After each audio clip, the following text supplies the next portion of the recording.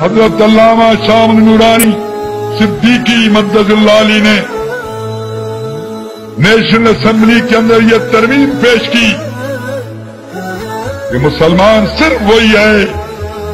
حضور خاتم النبیین والمرسلین صلی اللہ علیہ وسلم پر ایمان کامل رکھتا ہے، اور اس کے ساتھ ساتھ جو منکرین ختم نبوت ہیں ان کو دار اسلام سے خارج سمجھتا ہے۔ مرزا غلام قادیانی کافر ہے، جنمی ہے، دار اسلام سے خارج ہے۔ اس کے ماننے والے چاہے لاہوری ہوں یا قادیانی دار اسلام سے خارج ہیں۔ لاہوری اور قادیانی دونوں مل کر، مجھے اکبر عادل نے نیروبی میں بتایا پروفیسر صاحب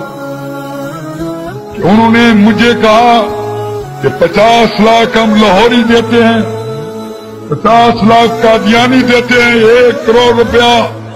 شام نورانی کے سپرد کرو اور کہو کہ مرزا کو کافر کہہ دے، مرزائیوں کو کافر کہہ دے،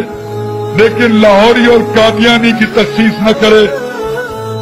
جب شام نورانی کے سر یہ بات پیش ہوئی، انہوں نے کہا نکل جاؤ یہاں سے، تم نے کیا سمجھا ہے؟ ہم بازار مصطفیٰ میں بک چکے ہیں، ہمارا سب ہو چکا ہے،